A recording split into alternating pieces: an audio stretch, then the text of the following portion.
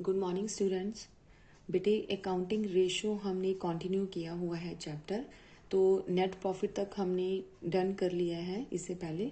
तो आज मैं करवाने वाली हूँ रिटर्न ऑन इन्वेस्टमेंट क्या होता है, और इसके बाद फर्दर 3 नई रेशो जो हमारे सिलेबस में इस साल ऐड हुई हैं वो इसके बाद करवाऊंगी। ठीक है, तो रिटर्न ऑन इन्वेस्टमेंट का मतलब क्या होता है? रिटर्न ऑन इन्वेस्टमेंट मीन्स कि कितना पैसा हमारी कंपनी लगाती है, जितना फंड वो लगा रही है, वो फंड को हम एफिशिएंटली यूटिलाइज कर रहे हैं कि नहीं, वो हमें इस रेशियो के थ्रू पता चलता है। राइट, जो पैसा हमने लगाया वो नेट प्रॉफिट में, जितना भी हम नेट प्रॉफिट उसके बदले में अर्न करते हैं, तो वो उससे हमें समझ में आता है कि हमारा जो ओवरऑल परफॉर्मेंस है कंपनी की वो किस तरह से चल रही है। ठीक है, तो इसके लिए हमारे पास फॉर्मूला क्या है? Net profit. नेट प्रॉफिट हमने लेना है before interest, tax and dividend, तीनों से पे करने से पहले जो हमारा प्रॉफिट है वो हमें यहाँ पे लेना है फॉर्मूले के अकॉर्डिंगली। और नीचे हम लिखते हैं फंड यानी कि कैपिटल एम्प्लॉयड। ठीक है, तो इससे हमें क्या पता चलेगा? हमें यहाँ पे एफिशिएंटली फंड को यूटिलाइज करना समझ में आ जाएगा कि बिजनेस या कंपनी अपना फंड को किस तरीके से उसको यूटिलाइज करती है एफिशिएंटली तरीके से। राइट, तो अभी जो है फर्स्ट हम इसमें करेंगे कि नेट प्रॉफिट जो है कैसे फाइंड आउट किया जाता है और कैपिटल एम्प्लॉयड कैसे पता चलता है हमें। पहले हम करते हैं कैपिटल एम्प्लॉयड। तो कैपिटल एम्प्लॉयड के लिए हम एक बार पहले भी इसको कर चुके हैं कि क्या फॉर्मूला होता है अगर हमें कैपिटल एम्प्लॉयड पता करना हो। तो इसमें हम करते हैं, एक तो शेयर होल्डर फंड हमें चाहिए, शेयर होल्डर फंड, और सेकेंडली इसके साथ हमें क्या चाहिए?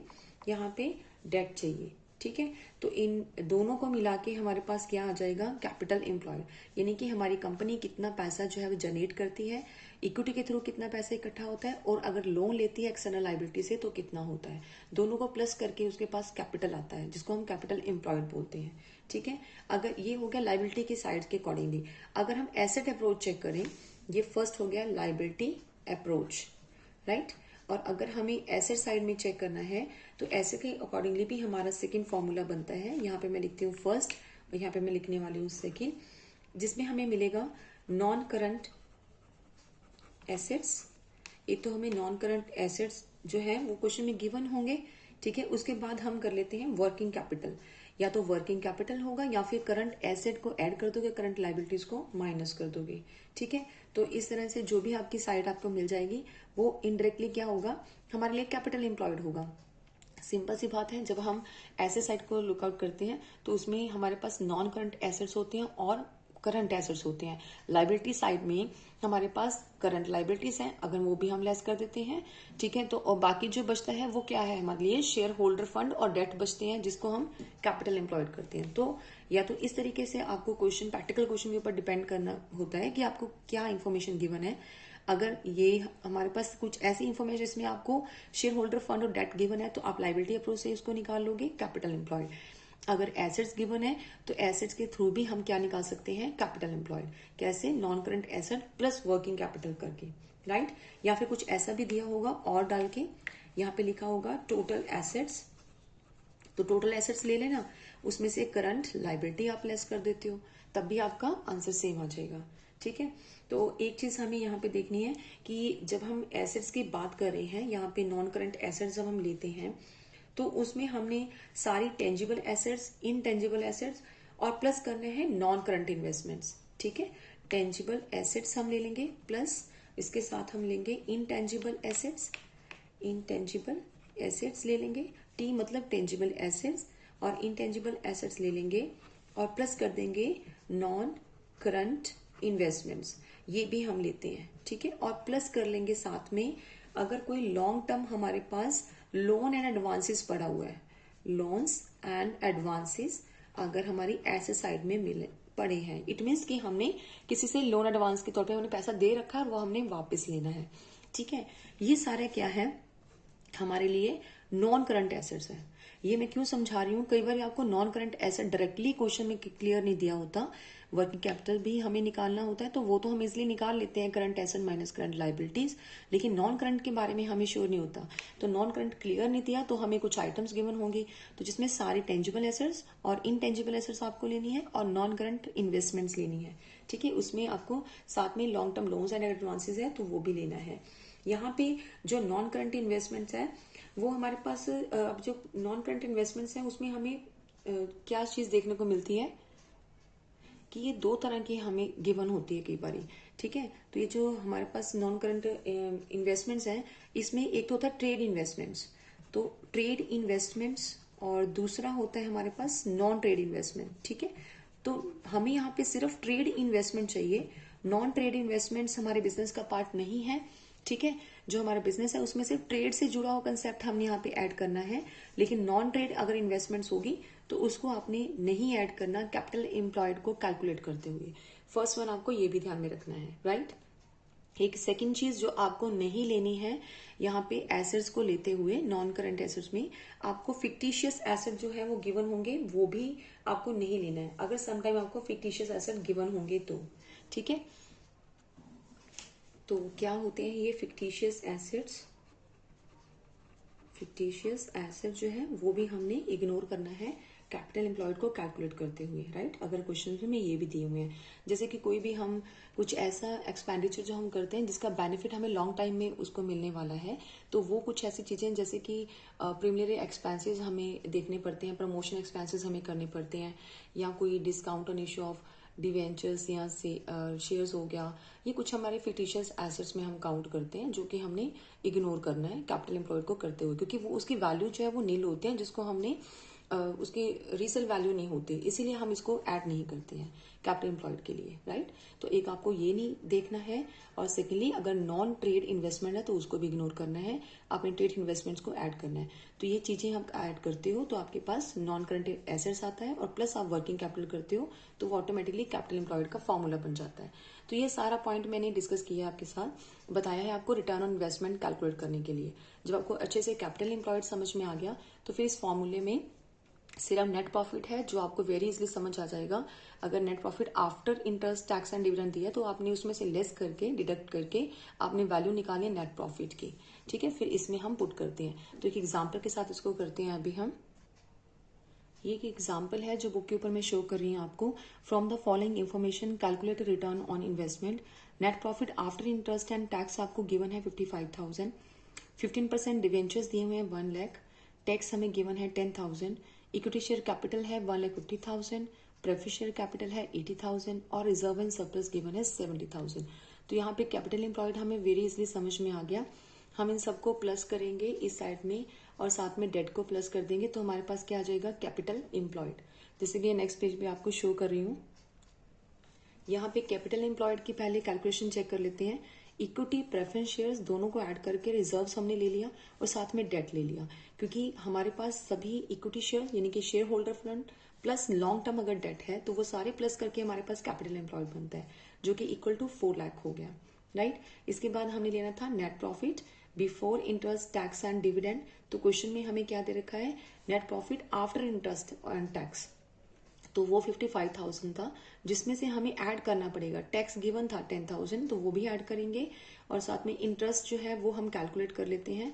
15% डिवेंचर्स हैं, तो डिवेंचर्स 1 लाख के थे, उस पर 15% हमने कैलकुलेट कर लिया, तो वो 15,000 आ गया जो हमने ऐड करना है।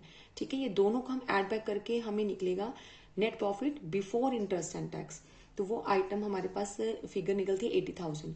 फिर इसी फॉर्मूले में हम पुटअप करके क्या निकालते हैं, फिर आरओआई निकालते हैं। आरओआई मतलब रिटर्न ऑन इन्वेस्टमेंट, राइट। कि हम रिटर्न ऑन इन्वेस्टमेंट का मीन्स ये है कि जब हम जितना भी इन्वेस्ट करते हैं तो उस पर कितना रिटर्न हमें आने की उम्मीद है। और इसी का सेकेंड नेम हमने अभी पढ़ा था रिटर्न ऑन कैपिटल एम्प्लॉयड।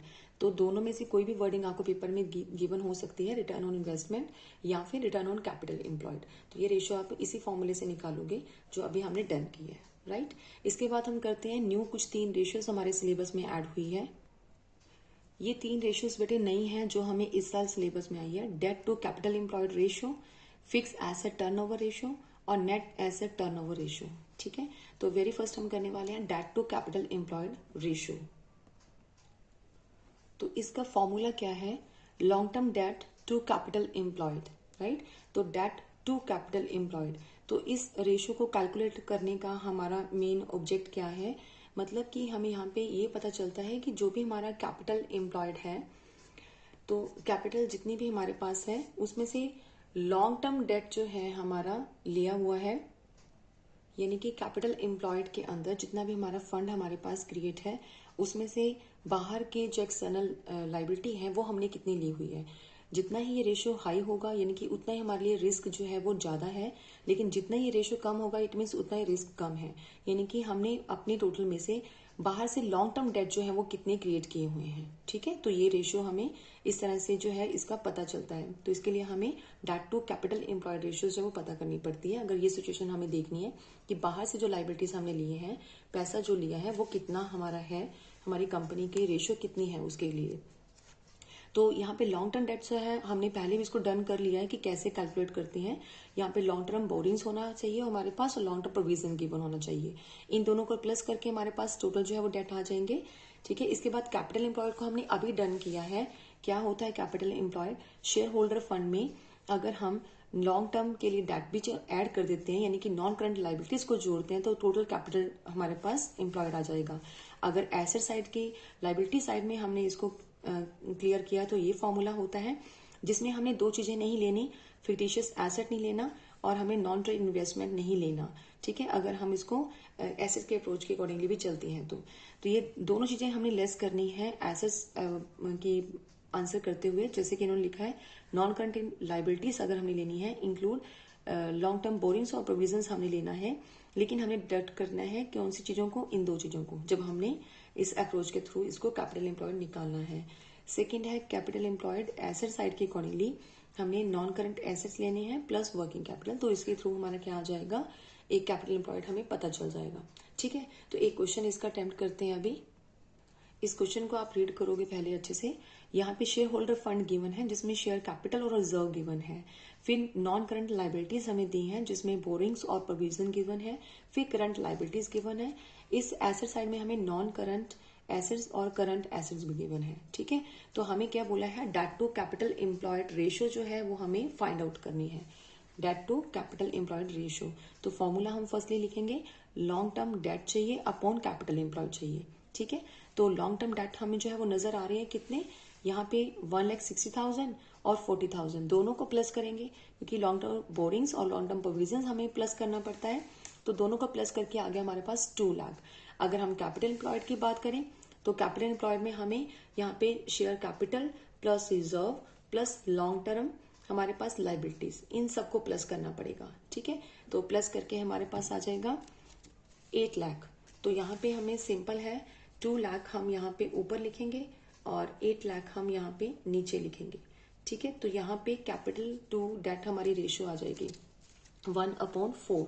तो जैसे कि इन्होंने पीछे भी करके दिखाया 0.25 हमारी रेशियो जो है वो फाइंड आउट होती है। ठीक है, इन सभी चीजों को प्लस करेंगे तो कैपिटल एम्प्लॉयड आ जाएगा। मैं दोबारा शो कर रही हूँ, यहाँ पे सभी चीजों को प्लस करेंगे कैपिटल एम्प्लॉयड निकालते हुए तो हमारे पास 1 लाख आ गया। ठीक है, अगर एसेट साइड की अप्रोच भी हमने करनी है तो नॉन करंट एसेट्स ले लेंगे और प्लस वर्किंग कैपिटल कर देंगे, यानी कि करंट एसेट्स को जोड़ेंगे, करंट लाइबिलिटी को कम करेंगे, तो वो चीज अगर हम लेते हैं तब भी हम निकाल सकते हैं कैपिटल एम्प्लॉयड। तो 2 लाख अपॉन 8 लाख, तो 0.25 रेशियो 1 हमारा क्या आ गया, आंसर आ गया किस चीज का, debt to capital employed ratio. ये थी एक तो नई रेशियो। ठीक है, और इसके अलावा सेकेंड जो रेशियो है उसका नेम है फिक्स एसेट टर्नओवर रेशियो। ठीक है, जैसे ये वेरी इजीली आपको समझ आ गया तो फिक्स एसेट टर्नओवर रेशियो और ये सेकंड रेशियो भी बहुत इजी है। इसके एक एक एग्जांपल मैं करवा रही हूँ और एक एक दो एग्जांपल आपको एज ए होमवर्क भेज रही हूँ। फिक्स एसेट टर्नओवर रेशियो क्या होती है, तो ये फॉर्मूला क्या है, fix asset turnover ratio revenue from operation यानी कि जिसको हम नेट सेल बोलते हैं upon net fix asset. Clear, तो नेट फिक्स एसेट्स कैसे हमें पता चलता है, फिक्स एसेट के अंदर अगर कोई डेप्रिसिएशन है तो वो हम लेस कर देते हैं तो हमारे पास नेट फिक्स एसेट जो है वो अवेलेबल हो जाता है। राइट, रेवेन्यू फ्रॉम ऑपरेशन हमें क्वेश्चंस में मोस्टली गिवन होता है, अदरवाइज कोई ना कोई हमें क्लू गिवन होता है जिससे हम नेट सेल जो है वो इजिली निकाल सके। इस चीज का बेनिफिट क्या है, क्या ऑब्जेक्ट है इसको निकालने का, इसमें हमें ये चीज पता चलती है रेशियो के थ्रू, ये इंडिकेटर है हमें कि कितनी एफिशिएंट तरीके से हम फिक्स एसेट को यूटिलाइज करते हैं। ठीक है, तो फिक्स एसेट्स को हम प्रॉपरली यूटिलाइज कर रहे हैं तो ये डिपेंड करता है हमारी इस रेशियो के जरिए। अगर ये रेशियो हमारी हाई होती है, there is increase in the ratio अगर रहता है तो इट मीन्स हम बहुत अच्छे तरीके से बेटर यूटिलाइजेशन कर रहे हैं हमारी फिक्स एसेट्स का। यानी कि फिक्स एसेट्स को अगर हम ज्यादा अच्छे से इस्तेमाल करें तो नेट सेल हमारी ज्यादा आ रही है, यानी कि ये हमारा इंडिकेटर है हाई रेशो होने का। अगर ये रेशो कम हो रही है तो इट मीन्स हम फिक्स एसेट को अच्छे तरीके से यूटिलाइज नहीं कर रहे हैं हमारे बिजनेस के अंदर। ठीक है, इसीलिए ये चीज पता करने के लिए हमें इस रेशो की जरूरत है। तो इसका भी एक क्वेश्चन हम अटेम्प्ट करते हैं। ये क्वेश्चन गिवन है जिसमें हमें प्लांट एंड मशीनरी दे रखी है 6,80,000 gross value, accumulated depreciation given है 1,20,000, इंटेंजिबल एसेट्स गिवन है 40,000 के, एवरेज इन्वेंट्री गिवन है 7,20,000, इन्वेंट्री टर्नओवर रेशियो गिवन है 5 टाइम्स, और जीपी पता है आपको 20% ऑन कॉस्ट। ठीक है, तो इन्हीं के थ्रू हमने क्या निकालना है, फिक्स एसेट टर्नओवर रेशियो हमें फाइंड आउट करनी है। तो पहले हम फॉर्मूला लिखते हैं ताकि हमें कोई कंफ्यूजन ना रहे इस क्वेश्चन को सॉल्व करते हुए। रेवेन्यू फ्रॉम ऑपरेशन यानी कि नेट सेल हमने लिखना है, अपॉन हमें फाइंड आउट करना है नेट फिक्स एसेट्स। मैंने बताया था आपको कि फिक्स एसेट अगर गिवन होंगे तो उसमें डेप्रिसिएशन ऑफ वैल्यू लेस कर देना, जिससे आपको नेट फिक्स एसेट्स पता चल जाएगा। यानी कि 6,80,000 अगर आपके पास एसेट्स हैं, फिर आप उसमें से 1,20,000 की डेप्रिसिएशन लेस करते हो तो आपके पास 6 लाख जो है वो क्या आ जाएंगे। इसमें अगर एक चीज और भी है वो है इंटेंजिबल एसेट्स। सभी तरह के एसेट्स में नहीं, ये प्लांट एंड मशीनरी है, डेप्रिसिएशन आप लेस कर देते हो, फिर प्लस करते हो आप इनटेंजिबल एसेट्स, राइट। टेंजिबल के साथ इंटेंजिबल एसेट्स भी आपको लेने हैं 40,000 के, तो आपने इन सबको प्लस किया, आपके पास आ गया नेट फिक्स एसेट। सेकेंड अब हमें चाहिए सेल। तो सेल कैलकुलेट कैसे होगा, इसके लिए हमें कुछ हिंट यहाँ पे गिवन है। हमें यहाँ पे इन्वेंट्री टर्नओवर रेशियो का फाइंड आउट करके बताया हुआ है। इन्वेंट्री टर्नओवर रेशियो का जो हमने लास्ट में किया था, इन्वेंट्री टर्नओवर रेशियो का फॉर्मूला क्या होता है, यहाँ पे हमने एक बार फिर लिख लेते हैं। Cost of revenue from operation upon हम क्या करेंगे यहाँ पे एवरेज इन्वेंट्री। अब यहाँ पे cost of revenue from operation ही हमें नहीं पता, लेकिन हमें ये टर्नओवर रेशियो पता है, तो हम यहाँ पे टर्नओवर रेशियो पुट करेंगे जो कि हमारे पास है 5। उसके बाद cost of revenue from operation हमें नहीं पता, एवरेज हमें पता है। एवरेज कितनी है, एवरेज हमें दे रखी है इन्वेंट्री की 7,20,000। यानी कि अगर हम इसको क्रॉस मल्टीप्लाई करते हैं तो हमारे पास cost of revenue from operation find out हो जाएगा 7,20,000 मल्टीप्लाई 5, तो वही इन्होंने किया है 36 लाख हमारे पास cost of revenue from operation निकला है। लेकिन क्वेश्चन में हमें नेट सेल चाहिए, cost of revenue from operation नहीं चाहिए। एक चीज हमें और गिवन है 20% ऑन कॉस्ट हमारा जीपी है, तो 36 लाख के ऊपर 20% अगर हम निकाल लेते हैं तो वो चीज में हम ऐड कर लेंगे, यानी कि 7,20,000 हमारा जो प्रॉफिट बनता है वो हमने 36 लाख में ऐड करेंगे, तो हमारे पास आ जाएगा 43,20,000, राइट। तो 20% प्रॉफिट निकाल के इसी में ऐड करेंगे, क्योंकि cost plus profit equal to sale होता है। तो 43,20,000 हमारे पास सेल अवेलेबल है। अब उस फॉर्मूले में हम पुट करेंगे सेल अपॉन नेट एसेट्स, तो आपके पास क्या आ जाएगा 7.2 टाइम्स, यानी कि हम एसेट्स का जो है यूज करते हैं 7.2 टाइम्स का मतलब हम एसेट्स को जो है इजिली यूटिलाइज कर रहे हैं, अच्छे से यूटिलाइज कर रहे हैं और उसको कन्वर्ट कर रहे हैं किसके अंदर, हमारे सेल के अंदर, नेट सेल में, राइट। तो इसका आंसर ये हमारे पास निकला है। क्लियर। हमारे पास नेक्स्ट जो रेशियो है उसका नेम है, और ये लास्ट रेशियो है हमारे इस चैप्टर की भी, और नई रेशियो में भी ये थर्ड हमारी लास्ट ही है, 3 रेशियोज हमारी न्यू थी। नेट एसेट टर्नओवर रेशियो, इसको हम कैपिटल एम्प्लॉय टर्नओवर रेशियो भी बोलते हैं, राइट। तो इसका फॉर्मूला क्या है, नेट एसेट अपॉन टर्नओवर। तो नेट एसेट हम लेंगे टर्नओवर के साथ, यानी टर्नओवर हम ऊपर लिखते हैं, नीचे लिखेंगे नेट एसेट्स, या फिर कैपिटल एम्प्लॉयड होगा तो हम कैपिटल एम्प्लॉयड भी लिख सकते हैं, ऊपर लिखेंगे नेट सेल। ये हमें क्या शो करता है, इससे हमें ये पता चलता है कि हम किस तरह से यूटिलाइज करें ये कैपिटल एम्प्लॉयड का या फिर नेट एसेट्स का, हम कितना अच्छे से यूटिलाइज कर रहे हैं, वो चीज हमें फिर कन्वर्ट होती है। जैसे कि हमने लास्ट में अभी किया था कि नेट एसेट्स को कितना हम इफेक्टिवली यूज करते हैं, कि जिससे हमें नेट सेल से पता चलता है। सेम हमें कैपिटल एम्प्लॉयड जो है, अब यहाँ पे नेट वो फिक्स एसेट था, यहाँ पे नेट एसेट्स है, बस इतना ही डिफरेंस है। लास्ट वाले क्वेश्चन में यहाँ पे हमें क्वेश्चन था फिक्स एसेट टर्नओवर रेशियो, यानी कि फिक्स एसेट को किस तरह से यूटिलाइज करते हैं हम, जितना रेशियो हाई होगी उतना हम अच्छे से यूटिलाइज कर रहे हैं, इसका मतलब। अब फिक्स एसेट की जगह पे पूरे नेट एसेट्स की बात कर रहे हैं, यानी कि पूरी की पूरी एसेट्स, बस यही फर्क है। ऊपर वाला फॉर्मूला बाकी सेम लिखना है। This is equal to capital employed. हमने यहाँ पे कैसे ज्यूम कर लिया कि कैपिटल एम्प्लॉयड के इक्वल टू है वी कैपिटल एम्प्लॉय ले लो चाहे नेट एसेट्स ले लो, यहाँ पे करंट एसेट्स और करंट लाइबिलिटी हमने एज्यूम किया है कि यहाँ पे नहीं है, यानी कि नील है। अगर हम इसको नील लेके चलते हैं तो हमारा net asset equal to capital employed हम बोल सकते हैं। जैसे कि मैं टी शेप में इसको जस्ट एक बार बैलेंस शीट बना के दिखाऊं आपको ताकि इजिली समझ आ जाए। तो टी शेप में हम इसको लिखते हैं, यहाँ पे हमारे पास नॉन करंट एसेट्स होते हैं, राइट। और यहाँ पे एक साइड मैंने करंट एसेट्स भी ले लिया, करंट एसेट्स ले लिया। यहाँ पे हम लेते हैं share holder fund, liability side share holder fund. फिर हमने ले लिया नॉन करंट लाइबिलिटीज हमने ले ली, और यहाँ पे मैंने ले लिया करंट लाइबिलिटीज। ठीक है, तो अगर मैं यहाँ पे ये जूम कर लूँ, current asset and current liabilities जो है वो मेरे उसमें नहीं है, उसको हम नील मान लेते हैं। तो बाकी क्या होगा फिर, net current non current investment, not net, non current investments equal to capital employ, क्योंकि शेयर होल्डर फंड और नॉन करंट लाइबिलिटीज को हम क्या बोलते हैं, कैपिटल एम्प्लॉयड बोलते हैं। ठीक है, तो उस केस में फिर ये वाला non current asset equal to capital employed होता है। क्लियर। तो ये भी हमें सिर्फ एफिशिएंटली तरीके से हम एसेट्स का यूज करते हैं या नहीं, यही चीज चेकआउट करने के लिए हमें ये रेशियो फाइंड आउट करनी पड़ती है। इसका भी एक क्वेश्चन हम लास्ट चेकआउट कर लेते हैं। इसके एग्जाम्पल पे जाने से पहले एक चीज और मैं आपको क्लियर कर दूं, यहाँ पे मैंने अभी कंसेप्ट लिया जिसमें करंट एसेट्स और करंट लाइबिलिटी को हमने यहाँ पे कांस्टेंट रखा है। तो अगर यहाँ पे कांस्टेंट नहीं भी हो तब भी हमारा आता है आंसर। वो कैसे कि पहले अगर हम कांस्टेंट लेते हैं तो उसमें हमने capital employed equal to non current assets हमारा आ जाएगा। ठीक है, और इसी को हम क्या मान लेंगे, नेट एसेट्स भी मान लेंगे।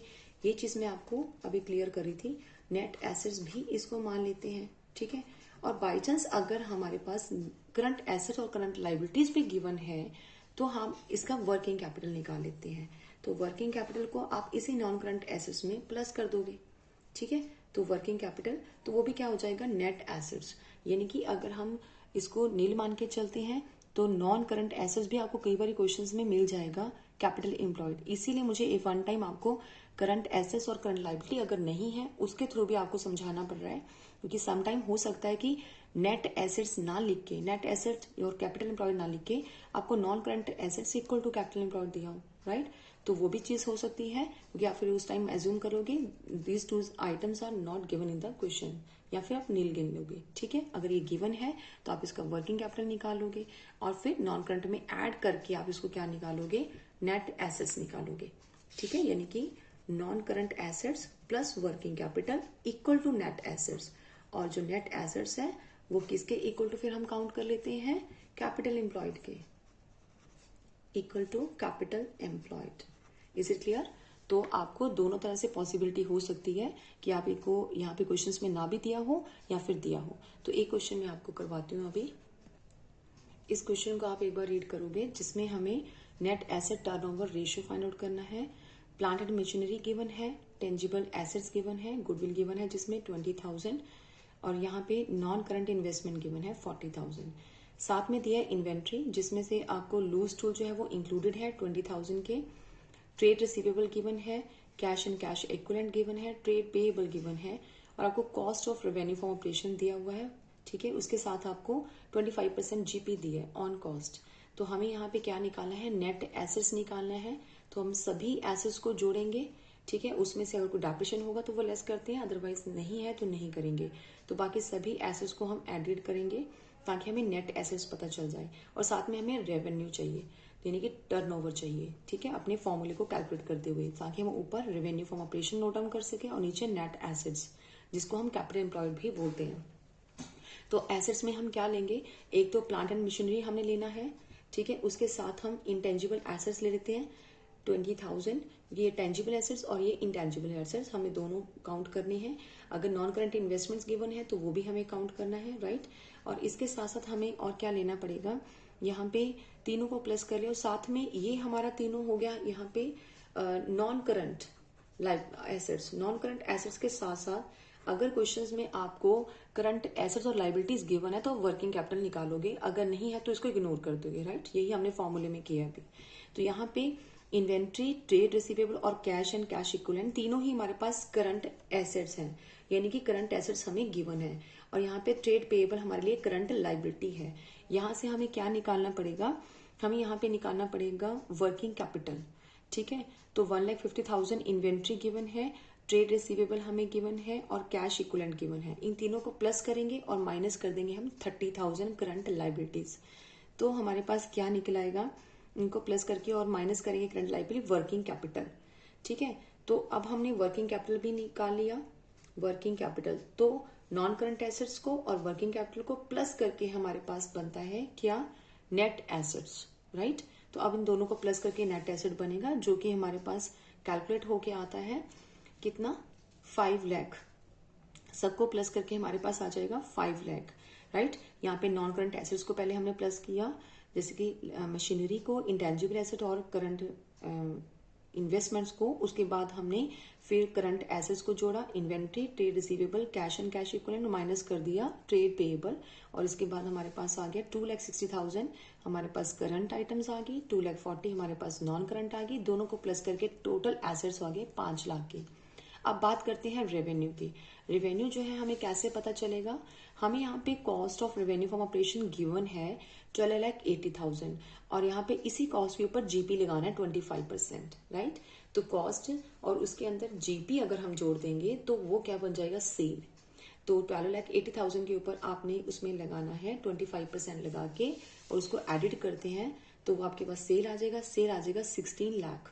तो 16 लाख अपॉन 5 लाख, तो 3.2 टाइम्स जो है वो आपका जो एसेट्स है वो यूटिलाइज होता है। यानी कि अगर ये रेशियो बहुत ज्यादा हाई होगी तो हम उस पर कमेंटिंग करेंगे कि ये रेशियो जो है वो अच्छी तरह से यूटिलाइज हो रहा है। अगर ये रेशियो थोड़ी कम है तो यानी कि नेट एसेट्स का हम अच्छी तरह से यूटिलाइज नहीं कर रहे हैं। इसीलिए हमारा net asset upon net cell upon net asset की जो वैल्यू है, जो रेशियो है, वो थोड़ा डाउन आती है, राइट। तो उसमें हमने कमेंटिंग करके बताना है। तो इसी के साथ बेटे आपका ये जो चैप्टर है वो क्लोज हो गया है। आज 4 रेशियोज हमारी जो थी वो पेंडिंग चल रही थी अभी, जो इसमें हमने किया है कवर। और इसी के साथ आपको होमवर्क भेजा जाएगा आज। अगर कोई उसमें डाउट होगा तो फिर क्लास के अंदर हम उसको डिस्कस करेंगे। ओके बेटे, थैंक यू।